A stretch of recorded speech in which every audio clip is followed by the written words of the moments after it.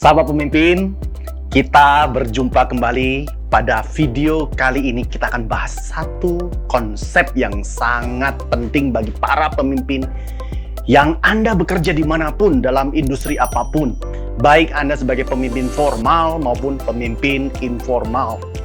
Developing potential leaders. Nah, ini adalah topik bagaimana kita mengembangkan orang-orang. Satu rahasia yang membuat satu komunitas, satu organisasi bisa terus eksis itu karena mempersiapkan para pemimpin. Apabila tidak mempersiapkan para pemimpin, maka akan jadi persoalan besar. Kelangkaan terhadap pemimpin akan terjadi di setiap lini dan level kepemimpinan. Sahabat pemimpin, kita akan bahas yang pertama ketika kita bicara developing potential leaders. Maka ini adalah the leader's lifelong commitment. Artinya apa? Artinya ini harus menjadi komitmen sepanjang masa bagi Anda yang telah memutuskan untuk menjadi seorang pemimpin. Itu sebab John C. Maxwell katakan, the growth and development of people is the highest calling of leadership. Nah, bagaimana kita bisa tertolong dan motivasi kita untuk kita bisa sama-sama menolong orang-orang di sekitar kita? Maka tanyakan 3 pertanyaan motivasi terhadap orang-orang kita. Yang pertama adalah what do they want? Apa yang mereka inginkan? Apa yang mereka sukai? Itu pertanyaan pertama. Yang kedua, do they have a way of getting what they want? Apakah mereka sudah memiliki strategi, memiliki cara untuk mendapatkan apa yang mereka inginkan?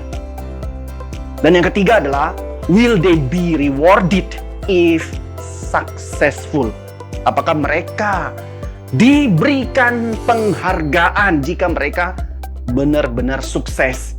3 pertanyaan ini menjadi penting untuk kita mengevaluasi apakah kita mengembangkan orang lain itu menjadi motivasi yang benar atau tidak.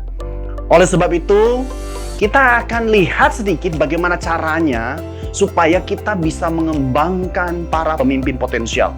Nah, bagian ini menjadi bagian yang sangat penting. Karena apa?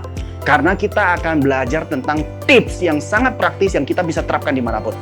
Saya akan mulai satu persatu secara singkat saja supaya kita dapat inspirasi hari ini. Yang pertama adalah be a good listener. Kita tahu di dalam komunikasi, di dalam membangun connecting, di membangun networking, maka listening skill menjadi hal yang paling mendasar sebagai salah satu fondasi berkomunikasi. Oleh sebab itu, good leaders are good listeners. Yang kedua, develop a plan for personal growth. Kita harus, setiap pemimpin, bukan hanya merencanakan tim kita membuat rencana untuk organisasi dan komunitas kita. Tetapi kita juga harus memiliki rencana pertumbuhan pribadi. Jika kita tidak memiliki rencana pertumbuhan pribadi, maka agenda kita akan diwarnai oleh berbagai agenda orang lain tanpa agenda pribadi untuk terus bertumbuh. John C. Maxwell di dalam buku beliau The 15 Invaluable Laws of Growth mengatakan bahwa, do you have a plan for growth? Apakah Anda memiliki satu rencana untuk pertumbuhan? Jika Anda tidak punya rencana untuk pertumbuhan pribadi, membuat hidup Anda semakin stretching, maka Anda sebenarnya hanya melewati waktu dan tidak bertumbuh. Beberapa di antara Anda akan katakan, saya punya kegiatan, saya sibuk, dan saya seorang pekerja, saya seorang profesional, saya seorang mahasiswa. It's good. Tetapi jika Anda hanya melakukan hal-hal yang standar, boleh dipastikan bahwa setiap hari Anda tidak mengalami pertumbuhan. Oleh sebab itu, agenda rencana pertumbuhan pribadi ini menjadi penting bagi kita sebagai seorang pemimpin. Yang ketiga, practical steps for personal growth.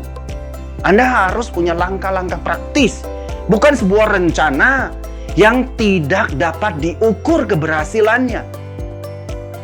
Anda harus punya langkah-langkah praktis. Bahkan saya suka sekali ketika Anda membuat sebuah rencana pertumbuhan, maka rencana pertumbuhan itu harus Anda tempelkan di dalam satu formula yang saya sebut sebagai SMART. Be smart. Apa itu be smart? S-nya adalah specific, measurable, achievable or attainable. Kemudian realistic. The last one is time bound. Maka rencana Anda, baik target Anda maupun cara mencapainya harus dalam konteks SMART. Sahabat pemimpin, saya akan masuk ke poin yang keempat. Bagaimana Anda dapat mengembangkan para pemimpin potensial. Yang keempat adalah keep the growth going. Teruslah bertumbuh. Pertahankan pertumbuhan Anda terus berlangsung. Banyak orang terjadi pertumbuhan hanya sesekali, sifatnya temporel. Tetapi kita ingin menjadikan pertumbuhan itu menjadi sebuah gaya hidup. Dan yang kelima adalah use the 4-stage process. Nah, 4-stage process ini Anda perlu lakukan. Yang pertama, visually, emotionally. Yang kedua, kemudian yang ketiga, experientially. Yang keempat, convictionally. Nah, keempat hal ini menjadi penting. Yang pertama, kita perlu memberikan visualisasi kepada orang-orang kita. 89% orang belajar secara visual. Oleh sebab itu, belajar secara visual ini jauh lebih strong dibandingkan belajar dengan cara yang berbeda. Setelah mereka secara visual melihat, maka mereka harus menerima secara emosional. Secara mereka menerima secara emosional, maka mereka bisa langsung bergerak untuk mengalaminya. Setelah itu, mereka baru meyakini bahwa ini adalah hal yang tepat untuk mereka lakukan. Dan kunci ini menjadi penting tentang 4-stage processes. Yang berikutnya, keenam. Keenam, Anda perlu mengikuti satu kaidah yang disingkat dengan idea grid. Idea itu apa? Idea itu ketika kita ingin orang lain melakukan sesuatu, maka kita perlu memberikan instruksi. I-nya adalah instruction. Kemudian yang kedua, demonstration. Yang ketiga adalah exposure. The last one is accountability. Ketika kita perlu memberikan instruksi yang jelas, clear kepada orang-orang yang untuk bertumbuh, setelah itu kita perlu kasih tahu caranya dengan cara mendemonstrasikannya di hadapannya langsung. Secara visual mereka perlu lihat. Setelah itu kita perlu dorong mereka untuk segera melakukannya.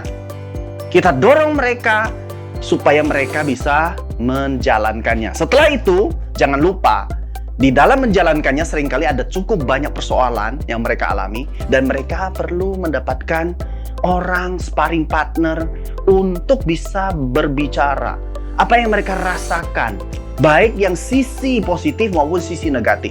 Itu sebab membutuhkan accountability partner. Pastikan di bidang-bidang pertumbuhan Anda memiliki accountability partners. Tentu tidak satu. Di bidang yang berbeda, mungkin si A tidak cocok, tapi si B lebih cocok. Oleh sebab itu, accountability partners menjadi penting. Sahabat pemimpin, saya akan lanjutkan poin yang ketujuh. Tips kita yang ketujuh adalah give them varied experiences. Berikan mereka kesempatan yang beragam. Jangan hanya berikan mereka kesempatan satu saja di dalam pekerjaan mereka atau pengembangan diri mereka. Anda sebagai seorang pemimpin harus cukup jeli untuk melihat potensial, bakat, dan kekuatan-kekuatan orang-orang sekitar Anda. Sehingga ketika Anda sudah mengetahuinya, Anda bisa mendorong mereka untuk mengalami berbagai pertumbuhan di bidang-bidang tertentu. Please, jangan terlalu banyak. Saran saya maksimal 3 bidang di mana mereka bisa dikembangkan dengan sangat baik. Kemudian yang ke-8 adalah strive for excellence. Strive for excellence ini adalah kita dorong setiap orang untuk memiliki standar yang lebih daripada standar pada umumnya. Kita dorong orang-orang kita untuk berjuang dengan keras untuk mencapai excellence. Termasuk secara pribadi kita memberikan keteladanan pada mereka untuk mencapai excellence. Please, excellence. Bukan sempurna. Bukan yang ideal, Bukan yang perfect, tetapi yang excellence. Excellence itu adalah kita berjuang ke arah sana, tetapi kita tidak menuntut orang harus perfect. Akhirnya kita menjadi seorang perfeksionis yang mengganggu seluruh jiwa, raga, emosi orang-orang sekitar kita. Sahabat pemimpin, yang ke-9 ini menjadi bagian yang penting. Ada satu konsep disebut dengan the law of effects. The law of effects ini di-launching oleh seorang psikolog educational yang bernama E.L. Thorndike. Beliau mengatakan bahwa behaviors immediately rewarded increase in frequency. Kemudian mereka lanjutkan, behaviors immediately punished decrease in frequency. Artinya apa? Artinya kalau kita ingin memberikan reward atas satu perilaku positif yang dilakukan orang lain, lakukan sesegera mungkin, dan itu akan segera memperbaiki perilaku beliau yang bersangkutan untuk bisa mempertahankan perilaku positif itu. Tetapi ketika ada seseorang yang melakukan satu perilaku yang tidak sesuai dengan ekspektasi kita, segera mungkin lakukan punishment dan mereka akan melakukan perbaikan terhadap perilaku itu. Oleh John, bagaimana melakukan implementasi terhadap the law of effects ini? John menggunakan singkatan RISE. Apa itu RISE? R-nya ada reward, I-nya ada indicating, S-nya adalah staff, the last one is expectations. Reward diberikan tidak hanya sekedar yang sifatnya materi, tetapi bisa juga berhubungan dengan positive attitude, kemudian loyalty, personal growth, leadership reproduction atau dia menghasilkan para pemimpin baru, dan kreativitas. Hal-hal ini yang biasa John bagikan kepada seluruh anggota tim di sekitarnya. Dan ini akan sangat menolong kita sebagai seorang pemimpin. Ingat, give them reward to indicate they were meeting or exceeding expectations. Dan ini menjadi catatan penting untuk kita. Yang ke-10 adalah care enough to confront.